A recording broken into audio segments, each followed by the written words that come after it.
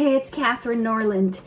One of you guys responded to me, and Weisha responded on one of my videos, and she was mentioning how sometimes, the whole day goes by and it feels like nothing productive has been done. The day is just total waste. It's just been wasted, and there's like this sadness of being unproductive. And I can totally relate. I had many, many days like that when I finally, figured out what my purpose was and what my goals were and what I wanted to do with my life. But then I would be hit on all sides, trying to put out fires, somebody calls and they're in the hospital, and the day that I was supposed to spend working on my book or this or that, and you just have to stop everything and go be with that person at the hospital, which is great, which is way more productive than what you would have done at home if you had stayed home and been worrying about the person in the hospital. And, I know what it's like to be interrupted 30, 40, 50, 60 times a day with the two kids. So, we have to find a way to be okay with ourselves and not have the sadness about a day being wasted, because if you did your best in that day and if you had plans and you tried to do them, but things got in the way, things stopped you, if your heart was in the right place and you did everything you could that day to please God and honor Him and do what you feel is in your heart to do, then, and no day is ever wasted, especially if you spent that day honoring God, if you spent that day in prayer. There are days where I had this list, and I'm going to do all this stuff today, and then the babysitter cancels, or, and the kids are running amok, and maybe I don't have money that week to put Eli in daycare, and Timmy's having meltdowns, and he's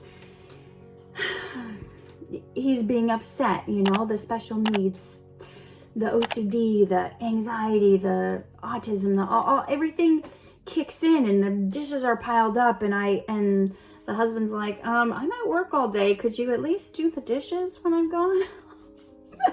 So the best laid plans I have of, I'm going to put out this great content today for people who need it. I'm going to write this stuff that's going to change people's lives.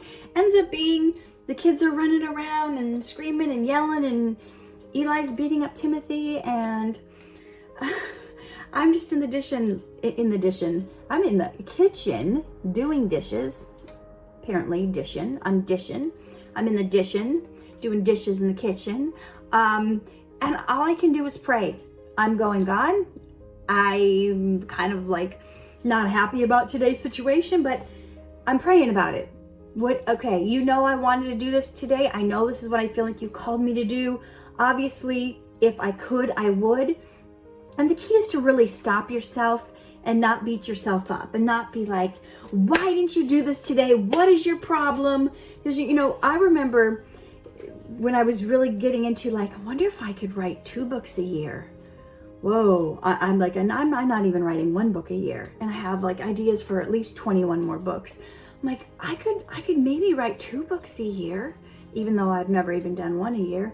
And then I saw this woman on the internet who was writing 8 books a year. And she had 5 kids. And I started beating myself up. What is your problem, Katherine? Look at this woman. She has 5 kids. You only have 2. She's putting out 8 books a year. And I got in this whole thing beating myself up. What is my problem? Why can't you do it? And you know what? That doesn't help anyone. That doesn't serve anyone. That is not helpful. The people in the world, your critics, your family and friends are going to beat you up enough. You don't need to beat yourself up. If you know you're doing your best and you're giving it your all, and there's days you can't do stuff, try not to be sad about it, but try to think and plan. And when the babysitter cancels and you're playing on the floor with your kids, connect with them, spend that time with them. Or when you're in that hospital with your friend, have that time spent with them. You've said your prayer. God, this is, I know this is more important right now. I know spending time with these people and my family, that's what's important right now. Not my project, not my this. And during that time, that's like your tithing. You guys know what tithing is? Tithing is a concept in the Old Testament where you give 10% of every dollar, 10% of your money to further the kingdom of God, to the church, to the place where you get fed spiritually. You donate 10%. Well, think of this as tithing your time. And this was a hard concept for me because I feel like I have so little time. But when I spend time helping someone else, spending time with people who need me to, it's not that I lose that time, it's that I've tithed it. And things come into my life then later as a blessing that opens up more time. Or maybe somebody helps me do something, or I'm supposed to go to the grocery store and then somebody offers to go for me, or I'm supposed to go do this thing and they say, you know what, let's just do it by Zoom. And then I save an hour and a half driving there and back, and I get my time back. So in some ways you're paying it forward. You're doing things that are gonna make a difference in the future, and it's gonna make a difference with the people now.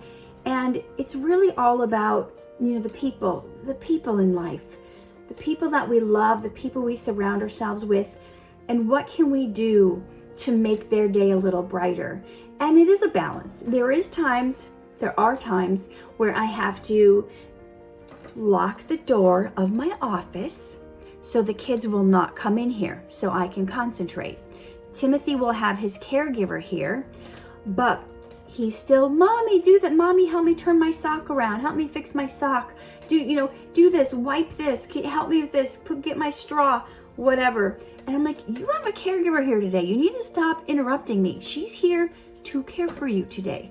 So there are times you have to lay down the law and be harsh, and maybe your loved significant other wants to sit on the couch and watch Netflix with you every night, which is great, family bonding time, couple time, whatever. But you may have to say, you know what, sweetie, I love that time we have together, but I work all during the day, and I have this dream on the side, and I do want to work on my side business. So would it be okay with you if 2 nights a week I just work on my dream till it's time to go to bed, and I'll spend 5 nights a week with you, chilling on the couch, watching movies, doing whatever. So find that balance. Don't beat yourself up on the days that felt unproductive. Don't let it feel like it's a waste. Let it be like seeds you've sown into those people's lives. And whatever the problem is, pray to God for the solutions, the right solutions, the solutions that are going to be the most cost effective and time effective. There's sometimes I'm in a hurry to get certain things done that seem like annoying tasks, and I'm just pounding at it, just trying to get it over with. Whereas if I would have just spent 5 or 10 minutes in prayer about the project, the task before I started, God would have given me a clue in and an answer of how to do it quicker and more efficient, and save me some time, save me some energy, save me some heartache. He would have pointed out on the paper that I'm calling the company about, mad about something on the statement, and I'm on hold for 30 minutes, and the people on the phone, I'm like, whoa, and they go, oh, well, if you look down on paragraph 7, way at the bottom in small print, you'll see. And I'm like, oh, this has happened to me many times. Oh, it's right there. Okay, I just wasted 30 minutes where on the phone waiting. Whereas if I would have just read the statement thoroughly, not in a hurry to get this next task done and checked off so I could work on my dreams. So I hope that's helpful to you. I hope that you guys got something out of it. You do your best you can in the moment. You spend time with those who need you in the moment. You also set boundaries to do what you need to do when you need to do it.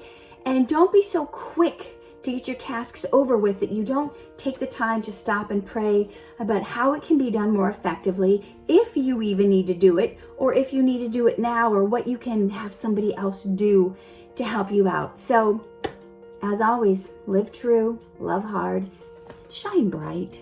There's a lot of darkness out there, and they need you guys. If you found this video to be helpful, share it, pass it on. And if you haven't hit like and subscribe on this channel yet, what are you doing? Have a good day.